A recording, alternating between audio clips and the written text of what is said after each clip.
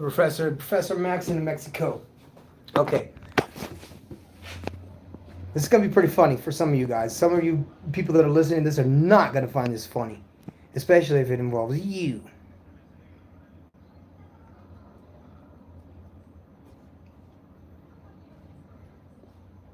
That's right. And if it involves you, you probably don't want to listen to this at all.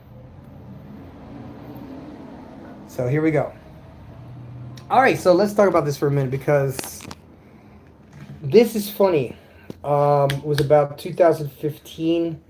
I was with a Venezuelan girl, and I was a simp, a sucker, whatever. Anything but a pimp. It was the opposite of a pimp. Because I was in that phase where I had just, been destroyed by one and try to replace it with another. And this is what happened. So let me show you guys a little secret. Okay. You know how telephones can do predictive texts?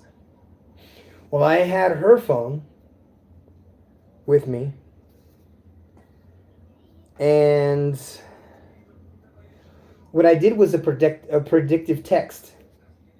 Now I'm going to say it for you in Spanish. I'm going to say it for you in English so you can hear. So I'm using the phone and I'm seeing the words at the bottom like predictive texting.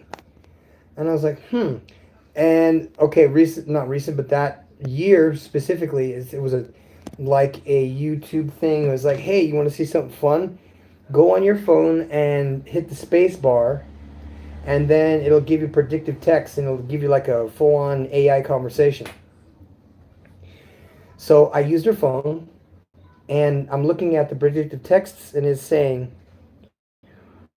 when you are horny, just go to a hotel and then call me a taxi or an Uber. And I'm sitting there looking at this. Now, these are not words that she put together. These are predictive texts of words she uses a lot.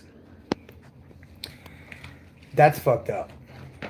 You got to think about it. If you have predictive text that says shit about you, well, that was a big fuck up on her end. And I basically told her, well, she was staying at my house and had been there for about 30 days. She'd come from Venezuela to Mexico.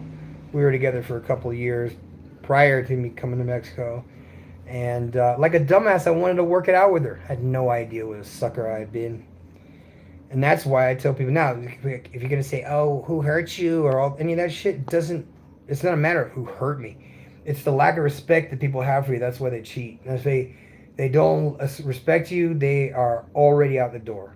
And don't fucking put nothing past them because none of these bitches are innocent. None of them are innocent. So anyway, guys, this is my part 2. And I'm going to have to do part 3 because it's just too much fun. So, okay. So you do me a favor. We're going to probably be up on Sandman's podcast tonight.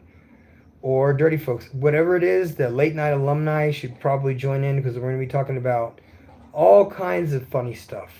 Now, I told you guys I'm going to be changing my channel over to history and only talking about historical mud-flooded buildings from the last reset, cataclysm, or whatever that happened in the United States, North America, period, that affected Mexico, South America, all these giant temples, all these giant castles, all these giant buildings that are megalithic that we have covered up with stucco and garbage work and built shacks next to it because we were a bunch of dumbass cavemen. None of us knew how to fucking read. We're all a bunch of barbarians. And they repopulated the United States with dumbasses like us. But anyway, I just wanted to follow up with that because obviously, man, we had a little bit of a fire going on up the street and had to handle it. I'm going to post some pictures so you guys can see it, and that way you guys can see the kind of fun shit that we get to watch. All right, bros, I'm the professor, man. We're going to talk about this again. We're going to talk about some Jedi mind tricks. See ya.